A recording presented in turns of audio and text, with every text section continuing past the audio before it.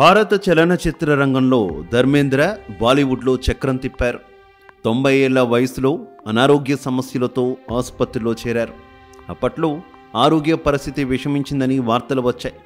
ఆసుపత్రిలో అప్పుడే చనిపోయారనే విషయం అభిమానులను శోకసంద్రంలో ముంచింది. అయితే ఆయన కుమార్తెలు ధర్మేంద్ర మరణ వార్తలను ఖండించారు. ఆరోగ్యంగా ఉన్నారని అభిమానులకు తెలిపారు. ఆ తర్వాత చోటు చేసుకున్న పరిణామాలతో ధర్మేంద్ర మరణం మిస్టరీగా మారింది. ముంబైలోని తన నివాసంలో చికిత్స పొందుతూ తుది శ్వాస విడిచారు. కొంతకాలంగా గుండె సంబంధిత సమస్యలతో ఆయన ఇబ్బంది పడుతున్నారు. కొద్ది రోజుల క్రితం ధర్మేంద్ర ముంబైలోని బ్రీచ్ కాండీ ఆసుపత్రిలో చేరి చికిత్స పొందుతున్నారు. ఆరోగ్యం మరింత క్షీణించడంతో కుటుంబ సభ్యులు ఇంటికి తీసుకువెళ్లారు. ఇంటి వద్దే వైద్యుల పర్యవేక్షణలో ఉన్నారు. పరిస్థితి విషమించడంతో ధర్మేంద్ర మరణించారు. ఆయన మరణ వార్తను అత్యంత సన్నిహితులకు మాత్రమే అందించి అంత్యక్రియలు నిర్వహించారు. ధర్మేంద్ర కుటుంబ సభ్యులు మరణ వార్తను అభిమానులకు వెల్లడించకుండా గోప్యంగా ఉంచడం చర్చనీయాంశమైంది. గొప్ప నటుడి మరణాన్ని గోప్యంగా ఉంచడమేంటనే విమర్శలు వెల్లువెత్తుతున్నాయి.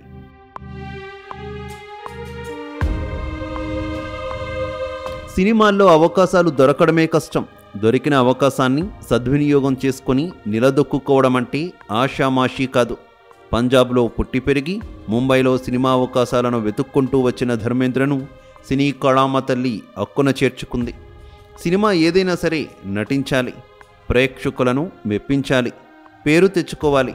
ఇది ధర్మేంద్ర లక్ష్యం. అందుకే ఆయన ఏ సినిమాలో నటించినా ఆయనకు ఆయనే సాటిగా రాణించారు. ధర్మేంద్ర కేవల్ కిషోర్ డియోల్ పంజాబ్లోని లుధియానా జిల్లా నస్రాలీలో పుట్టారు. తల్లిదండ్రులు కేవల్ కిషన్, సత్వంత్ కౌర్ లుధియానాలోని లాల్టన్ కలాన్లోని ప్రభుత్వ సీనియర్ సెకండరీ స్కూల్లో చదువుకున్నారు. 1952లో పగ్వారాలోని రామ్ గర్హియా కాలేజీలో హయ్యర్ సెకండరీ పూర్తి చేశాడు. చిన్నప్పటి నుంచి సినిమాల పట్ల ఆసక్తి ఉండేది. స్నేహితుల సూచనలు, సలహాలతో సినిమాల్లో అవకాశాలను వెతుక్కున్నారు.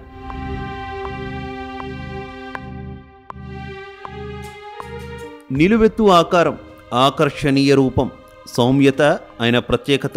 చూడగానే ఆకట్టుకునే లక్షణాలున్న ధర్మేంద్ర సినిమా అవకాశాలు వెంటాడాయి. అందుకే బాలీవుడ్లో తొలితరం హీరోల్లో ఒకరిగా ప్రత్యేక గుర్తింపు తెచ్చుకున్నారు. బాలీవుడ్లో సస్పెన్స్, క్రైమ్, జేమ్స్ బాండ్ తరహా చిత్రాలకు ధర్మేంద్ర కేర్ ఆఫ్ అడ్రస్గా నిలిచారు. తొలితరం బాలీవుడ్ కండలవీరుడు, అభిమానుల చేత బాలీవుడ్ హీమ్యాన్గా పిలిపించుకునేవారు. సినిమా ఇండస్ట్రీలో రొమాంటిక్ హీరోగా వెలుగొందారు. 306 సినిమాల్లో నటించారు. బాలీవుడ్లో ఆయనను గరం ధరం అని పిలుస్తారు. నిలువెత్తు పొడవు, సౌందర్యం, సౌమ్యత ఆయన ప్రత్యేకత. సినిమాల్లో డైలాగ్ డెలివరీ, టైమింగ్ పాటించడంలో ధర్మేంద్రది ప్రత్యేకత. ధర్మేంద్ర నటించిన యాక్షన్, రొమాన్స్, కామెడీ సినిమాలు ప్రేక్షకుల హృదయాల్లో చెరగని ముద్రను వేశారు. యాక్షన్ కింగ్, హీమ్యాన్గా ముద్దు పేర్లతో ధర్మేంద్ర అభిమానులకు చేరువయ్యారు.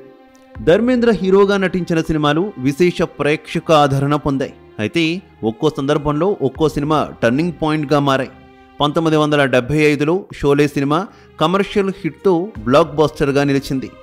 సీత ఔర్ గీత, చుప్కే చుప్కే, ధరమ్వీర్ వంటి క్లాసిక్ సినిమాల్లో ధర్మేంద్ర నటన ప్రేక్షకులను మంత్రముగ్ధుల్ని చేసింది.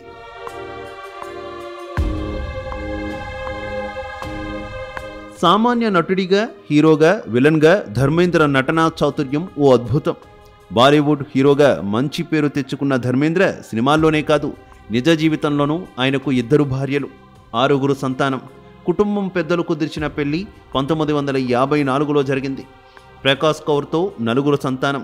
తొలి భార్య ఉండగానే సినిమాలతో హీరోయిన్గా పరిచయమైన హేమమాలినితో ప్రేమలో పడ్డారు. 1980లో వివాహం చేసుకున్నారు. తొలి భార్యకు 2 కుమారులు, 2 కుమార్తెలు. వీరిలో సన్నీ డియోల్, బాబీ డియోల్ ఇద్దరు బాలీవుడ్లో విజయవంతంగా రాణిస్తున్నారు. 2 కుమార్తెలు విజేతా డియోల్, అజితా డియోల్. పెద్ద కుమారుడు సన్నీ డియోల్ బాలీవుడ్ యాక్షన్ హీరోల్లో ఒకరిగా మంచి పేరు సంపాదించుకున్నారు. రెండో భార్య హేమమాలినికి 2 కుమార్తెలు, ఈషా డియోల్, అహానా డియోల్. హేమమాలిని ప్రస్తుతం బీజేపీ తరపున రాజ్యసభ సభ్యురాలిగా ఎన్నికయ్యారు. ఆ తర్వాత మధుర లోక్సభ మెంబర్గా ప్రాతినిధ్యం వహిస్తున్నారు.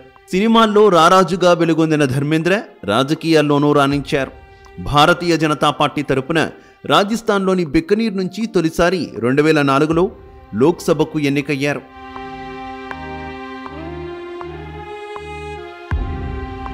సినిమా అవకాశాల కోసం ముంబైకి చేరుకున్న రోజుల్లో సినీ దర్శకులు అర్జున్ హింగోరానికి పరిచయం అయ్యారు. ధర్మేంద్ర రూపానికి మంత్రముగ్ధుడైన సినీ దర్శకులు హీరోగా అవకాశం కల్పించారు. దీంతో తొలిసారిగా ధర్మేంద్ర 1960లో అర్జున్ హింగోరాని దర్శకత్వంలో దిల్ బీ తేరా హమ్ బీలే తేరే సినిమాతో సినీ రంగంలోకి ప్రవేశించారు. హీరోగా నటిస్తూ సహాయక పాత్రల్లో పోషిస్తూ అగ్ర నటుల్లో ఒకరిగా పేరు తెచ్చుకున్నారు. విలన్ పాత్రల్లోనూ పోషించి గుర్తింపు పొందాడు. 1960 నుంచి 1967 మధ్యకాలంలో రొమాంటిక్ సినిమాల్లో నటించి ఉర్రూతొలగించారు. సూరత్ ఔర్ సీరత్, బాందిని, దిల్ నే ఫిర్ యాద్ కియా, దుల్హన్ ఏక్ రాత్ కి, పూజా కే పూల్ లాంటి సినిమాల్లో రెండో కథానాయకుడిగా సహాయ నటుడిగా చేశారు. 1966లో వచ్చిన పూల్ ఔర్ పత్తర్ సినిమాతో పూర్తిస్థాయి హీరోగా మారారు ధర్మేంద్ర. ఈ సినిమా సూపర్ హిట్ అయ్యి కమర్షియల్ విజయం సాధించింది. తుమ్ హసీన్ మే జవాన్, దో చోర్, చుప్కే చుప్కే, దిల్లగి, నౌకర్ బీవికా లాంటి కామెడీ చిత్రాలలో నటించి విమర్శకుల ప్రశంసలు అందుకున్నారు. 1974లో యాక్షన్ హీరోగా పేరు తెచ్చుకున్నారు. 1966లో పూల్ ఔర్ పత్తర్ సినిమాలో సోలో హీరో స్టార్డమ్ సంపాదించుకున్నారు. 1972లో రాజా జానీ, 1973లో జుగ్ను, లోఫర్ సినిమాలతో చిత్రాల్లో నిలిచిపోయారు.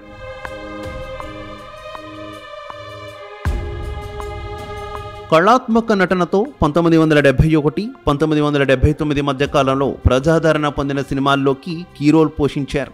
యాక్షన్, కామెడీ, మల్టీస్టార్, సోలో హీరోగా సినిమాల్లో నటించి కోట్ల మంది అభిమానానికి చేరువయ్యారు. 1985, 2002 వరకు ఆయన చేసిన ప్రతి సినిమాను విమర్శకులు తీవ్రంగా విమర్శించారు. బర్నింగ్ ట్రైన్, అలీబాబా ఔర్ పార్టీ చోర్, గాతా సచ్, ధర్మ్ ఔర్ ఖనూన్, రాజ్పుత్, గలామీ సినిమాలు విమర్శలు ఎదుర్కొన్నాయి. 1976, 1982 మధ్యకాలంలో హిందీ సినిమా రంగంలో వినోద్ ఖన్నాతో పాటు అత్యధిక పారితోషికం పొందిన రెండవ నటుడిగా ధర్మేంద్ర నిలిచారు. 1987, 1993 వరకు ఏ గ్రేడ్ హిందీ చిత్రాలలో ధరమ్ మాత్రమే అత్యధిక పారితోషికం పొందిన మూడవ నటుడిగా రాణించారు. 1983లో ధర్మేంద్ర సినీ నిర్మాణంలోకి అడుగుపెట్టారు. తన పెద్ద కుమారుడు సన్నీని బేతాబ్ సినిమాతో పరిచయం చేశారు. ఈ సినిమాను విజయతా ఫిల్మ్స్ బ్యానర్పై నిర్మించారు. ఈ సినిమా భారీ విజయాన్ని సాధించింది. 1990లో సన్నీ డియోల్ హీరోగా ఘాయల్ సినిమాను నిర్మించారు. ఈ సినిమా ఆ సంవత్సరంలో రెండవ అతిపెద్ద హిట్గా నిలిచింది. ఉత్తమ సినిమా అవార్డు, ఉత్తమ ప్రజాదరణ పొందిన సినిమాగా జాతీయ సినిమా అవార్డుతో సహా 7 ఫిల్మ్ఫేర్ అవార్డులను గెలుచుకున్నాడు.